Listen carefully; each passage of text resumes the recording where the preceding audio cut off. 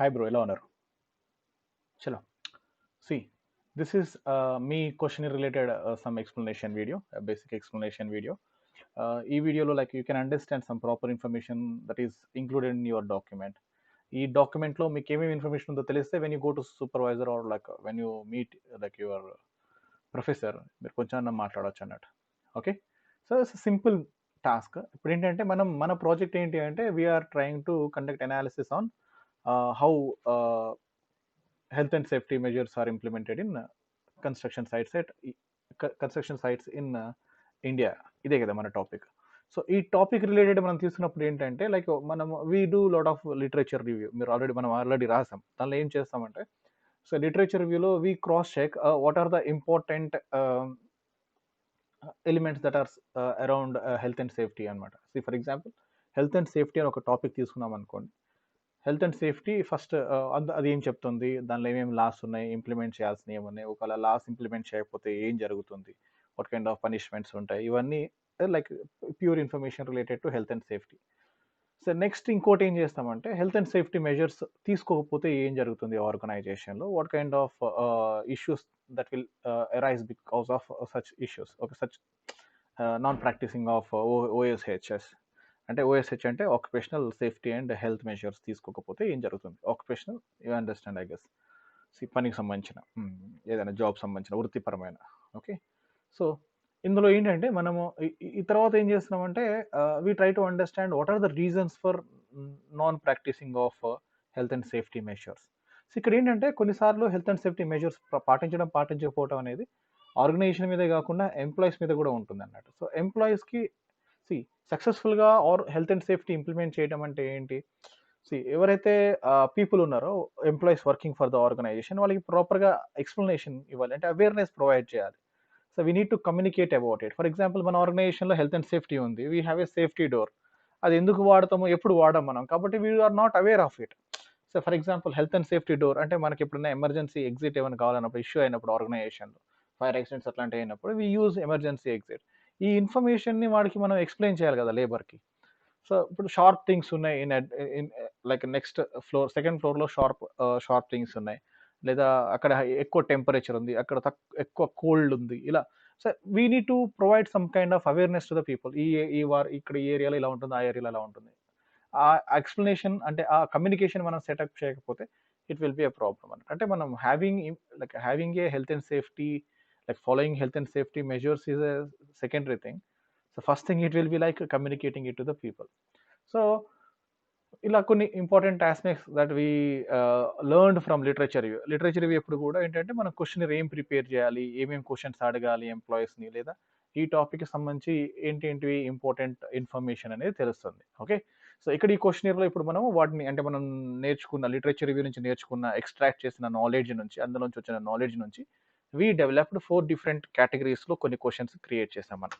అవేంటి అంటే సి ఖచ్చితంగా ఆ వర్క్ ప్లేస్లో ఎంప్లాయీకి హెజార్డ్స్ అనేవి, ఎంప్లాయీకి హెల్త్ అండ్ సేఫ్టీ ఇష్యూస్ అనేవి ఏమైనా ఉన్నాయా వాళ్ళు పనిచేసే కాడ. సో దానికోసమని we evaluated work place hazards అనమాట ఫస్ట్ సెక్షన్. అంటే మనం మొత్తం 4 సెక్షన్స్ తీసుకున్నాం. ఈ evaluating health hazards at organisation, next evaluating health and safety implementation, next awareness of అంటే ఇదేమో దీని ముందేమో ఆర్గనైజేషన్ ఎంతవరకు ఇంప్లిమెంట్ చేస్తుందని తెలుసుకోవడానికి. దీని గురించి ఏంటంటే evaluating employee awareness about occupational health and safety, అంటే ఎంప్లాయీస్కి దాని గురించి ఎంతవరకు అవగాహన ఉందని తెలుసుకోవడం కోసం. Next evaluating labour participation in OSH, employees ఎంతవరకు ఎవరైతే వర్క్ చేస్తున్నారో లేబర్ వాళ్ళు ఎంతవరకు పార్టిసిపేట్ చేస్తారు. ఈ 4 ఆస్పెక్ట్స్ని తెలుసుకుంటే మనకి ఏం తెలుస్తుందంటే ఫస్ట్ థింగ్ ఆ వర్క్ ప్లేస్ మనం ఏవైతే ఎవాల్యుయేట్ చేస్తున్నామో కన్స్ట్రక్షన్ సైట్స్లో ఏమన్నా నిజంగా వర్క్ ప్లేస్ హెజార్డ్స్ ఉన్నాయా, నిజంగా ఇబ్బందికరమైన పరిస్థితులు ఏమైనా ఉన్నాయా లేవా, మనకి health and safety issues create చేసే విషయాలు ఏమైనా ఉన్నాయా లేవా, ఫస్ట్ అది తెలుసుకోవాలి మనం. వీటి వచ్చే ఆన్సర్స్ని బేస్ చేసుకొని we decide whether there is hazard. Construction site అనేది చాలా కష్టమైన లొకేషన్, అక్కడ మనం పనులు చేయాలంటే చాలా సేఫ్టీకి సంబంధించిన చాలా ఇష్యూస్ ఉంటాయి అని చెప్తారు. దీని నుంచి వచ్చే రిజల్ట్స్ ఉన్నాయి అనుకోండి, అప్పుడు మనం ఏం చెప్తాం, it is very important to implement health and safety measures in that organisation, otherwise possibility of people getting injured or people losing their lives is possible. Okay, so physical damage అయినా కూడా losing life అయినా కూడా it is a big issue. Okay, so అటువంటి జరిగే పరిస్థితి ఉందని చెప్తాం. Next దానిలో ఏం చెప్తాం మనం, we evaluate how organisation is implementing this policy. మీరు చదివారనుకోండి, సో మీకు ఆర్గనైజేషన్లో జాయిన్ అయ్యే ముందు, పనిచేసే ముందు మీకు ఆ పనికి సంబంధించిన ట్రైనింగ్ ఇచ్చారా లేదా? ఇచ్చారు. లేదు. ఇచ్చారంటే హెల్త్ అండ్ సేఫ్టీ ఇంప్లిమెంట్ చేసినట్టు. ఇవ్వలేదు, ఇంప్లిమెంట్ చేయలేదు అన్నట్టు. సో మీకు హెల్త్ అండ్ సేఫ్టీ రూల్స్ అన్ని మీకు కమ్యూనికేట్ చేస్తారా రెగ్యులర్గా? పొద్దున్నే యూజువల్గా మనం ఇప్పుడు చూసాం అనుకోండి, ఏదైనా కొంచెం కష్టమైన పని, మేబీ ఇప్పుడు మనం పార్ట్ టైం జాబ్స్ చేస్తూ ఉంటాం కదా ఫారెన్ కంట్రీస్లో, అక్కడ కూడా early morning there will be minutes of meeting where they brief about some X Y Z things. ఖచ్చితంగా వాళ్ళు ఏం చేస్తారంటే ది కమ్యూనికేట్, ఫైర్ ఎగ్జిట్ ఇటు సైడ్ ఉంది, బ్యాక్ సైడ్ నుంచి మనం ఏమైనా ఇబ్బంది జరిగితే వెళ్ళిపోవచ్చు, సో గ్లోవ్స్ వాడటం మర్చిపోకండి, హెయిర్కి క్యాప్ పెట్టుకోండి, ఇలా కొన్ని they mention it. So though we know that daily they will be mentioning it. అది ఇంపార్టెంట్ అనమాట. రెగ్యులర్గా కమ్యూనికేట్ చేస్తున్నారా లేదా? ఇలా సమ్ ఇంపార్టెంట్ క్వశ్చన్స్. ఇప్పుడు మీకు ఆర్గనైజేషన్లో కమిటీ ఉందా, ఒక steering committee to address health and safety needs. Okay, your organisation learn from incidents. మీ ఆర్గనైజేషన్ ప్రతిరోజు జరిగే ఏదైనా విషయాలు, చిన్న చిన్న విషయాలు జరిగితే వాటి నుంచి ఏమైనా నేర్చుకొని హెల్త్ అండ్ సేఫ్టీకి సంబంధించిన ఇంప్రూవ్మెంట్స్ చేస్తుందా లేదా? వీటికి మనం ఏం చేస్తామంటే దీన్ని లికర్ట్ స్కేల్ అంటాం. లికర్ట్ స్కేల్ అంటే ఏంటి అంటే, దర్ ఇస్ అ స్కేల్. అదేంటంటే ఒక సైడ్ ఏమో పాజిటివ్ ఇంప్రెషన్స్, ఒక సైడ్ నెగిటివ్ ఇంప్రెషన్స్ ఉంటాయి లికర్ట్ స్కేల్లో. సో ఇప్పుడు ఇక్కడ చూసామనుకోండి, మనం రాసిన స్టేట్మెంట్, ఇప్పుడు health and safety training provide చేస్తారా?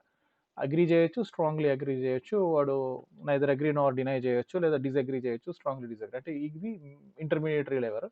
దీనికి ముందు అన్ని ఇటు సైడ్ అంతా పాజిటివ్, దీని సైడ్ అంతా నెగిటివ్ ఇంప్రెషన్. ఓకే, మనకి దీనికి ఏంటి, ఎక్కువ పాజిటివ్ ఉంటేనేమో it proves that they are implementing policy, ఎక్కువ నెగిటివ్ ఇంప్రెషన్స్ ఉంటేనేమో it proves that they are not implementing health and safety policy. Okay, next మనము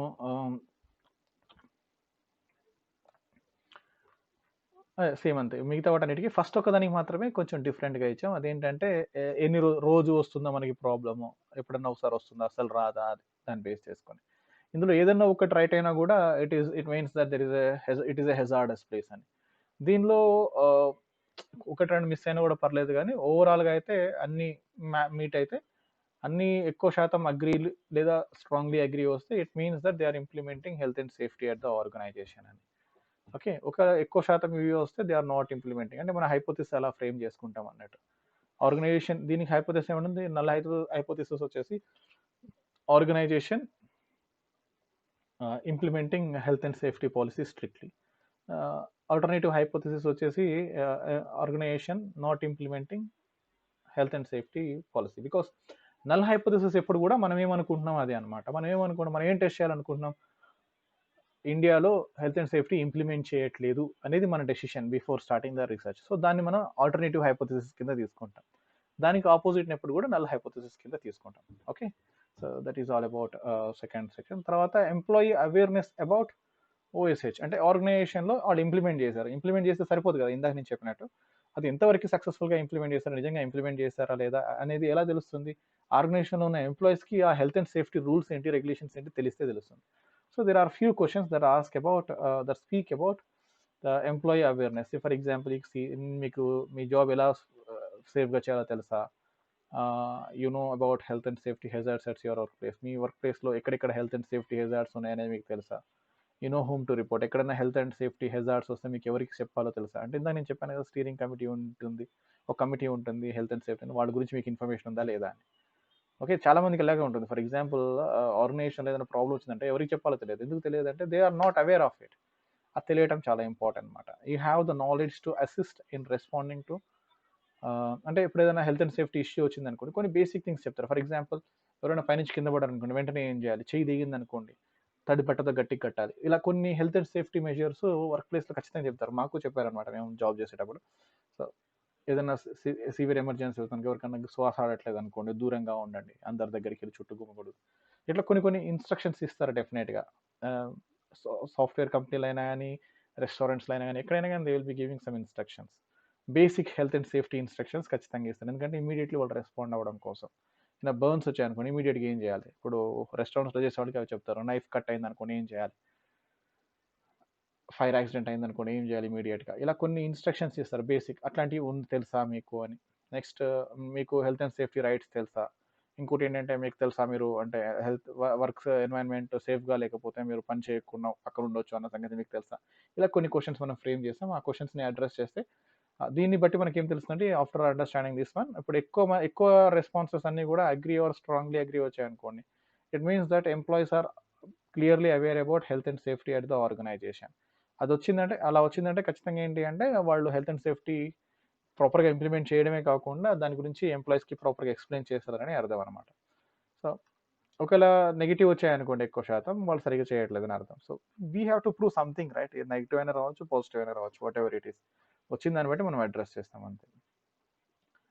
ఎవాల్యుయేటింగ్ లేబర్ పార్టిసిపేషన్ ఇప్పుడు ఏంటంటే మనం ఆర్గనైజేషన్లో హెల్త్ అండ్ సేఫ్టీ ఇంప్లిమెంటేషన్లో ఇంక్లూడింగ్ స్టేక్ హోల్డర్స్ అంటాం. మనం ఏదైనా డెసిషన్ మేకింగ్లో ఇంక్లూడింగ్ స్టేక్ హోల్డర్స్ అంటాం.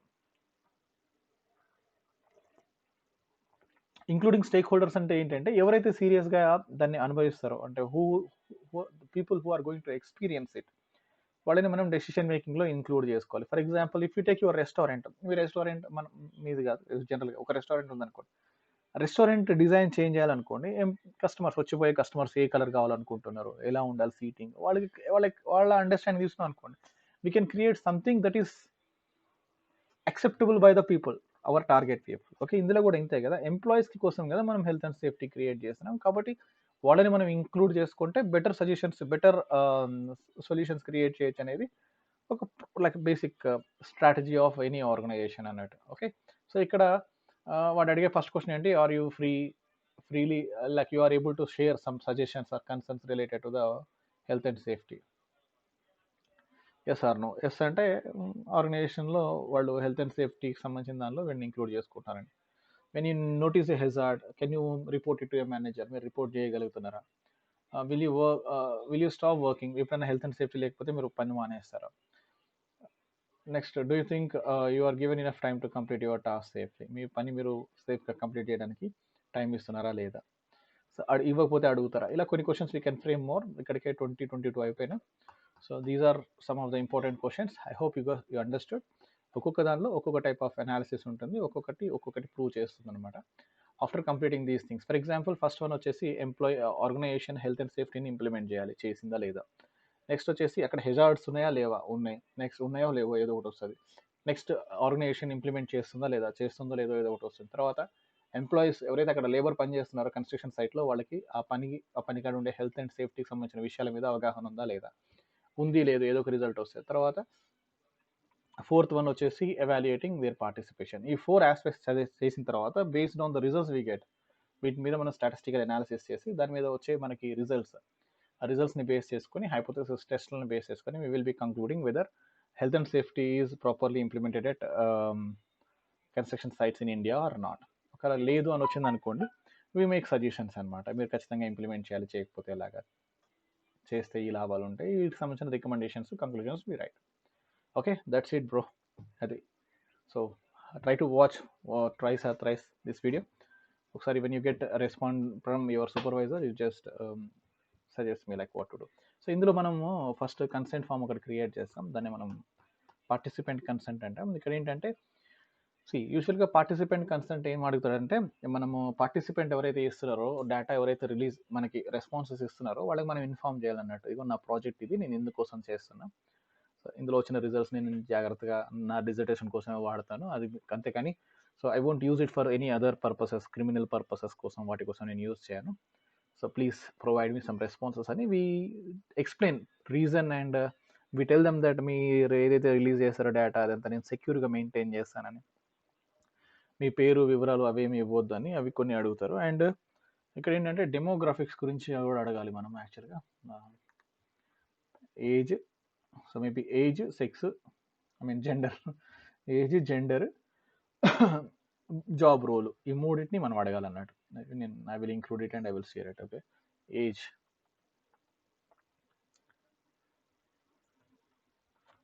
give me a second, I will add it now itself, your age. So we can give them 3 options.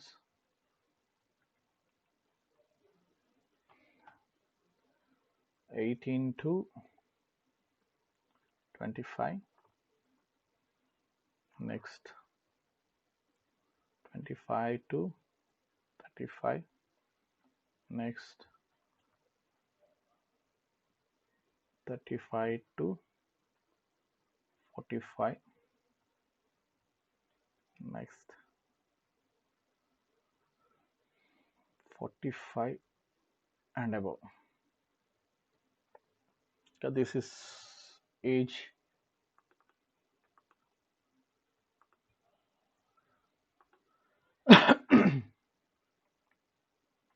Next, let us add their gender.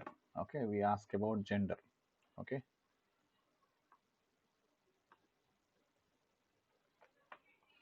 మీరేం చెప్పాలంటే ఇది నేను just మీకు ఇన్ఫర్మేషన్ కోసం క్రియేట్ చేశాను sir. I'm using Google forms or Google forms. మీరు SurveyMonkey ఒకరు use చేస్తుంటే సర్వే మంకీలో లిమిటేషన్స్ ఉంటాయి. Better use Google forms only. Okay, నేను గూగుల్ ఫార్మ్స్ యూజ్ చేస్తున్నాను సార్. నేను ఆల్రెడీ క్రియేటెడ్ థింక్ అని చెప్పండి. లేదంటే you can create actually SurveyMonkey is good one where we get some sources అనమాట. జాబ్ రోల్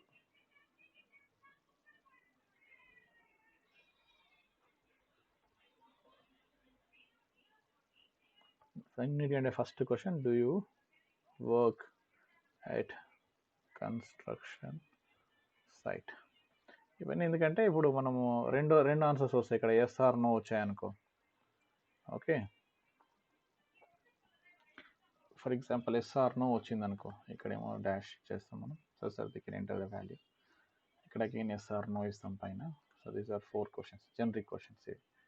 సో ఇప్పుడు వీడు ఎస్ కన్స్ట్రక్షన్ సైట్లో వర్క్ చేస్తామని ఎస్ ఆర్ నో, ఎస్ లేకపోతే నో ఏదో ఒకటి పెడతారు కదా. నో పెట్టినవన్నీ కూడా మనం సార్ట్ అవుట్ చేసుకుంటాం అనమాట. నో పెట్టినవి మనకు అవసరం లేదు, వాడు ఇచ్చిన రెస్పాన్సెస్ కూడా మనకు అవసరం లేదు. ఓకే, ఎవడెవడైతే ఎస్ఎస్ అని పెడతారో వాళ్ళు ఇచ్చిన రెస్పాన్సెస్ మనకి కావాలన్నట్టు. Okay, so let's make it general questions.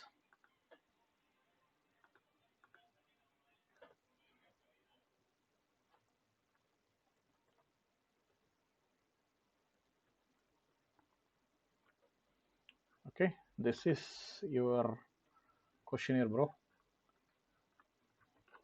మీరు అడిగారు నన్ను అంటే ఓనర్స్ గురించి కూడా అడిగారు. నేను I will share it. First అయితే ఇది మీరు షేర్ చేయండి సూపర్వైజర్కి, these are the questions I'm asking అని. ఆల్ రైట్, ఇప్పుడు నేను మీకు మెయిల్ చేస్తాను, ఒకసారి చెక్ చేసుకోండి and listen to this video. Bye bye.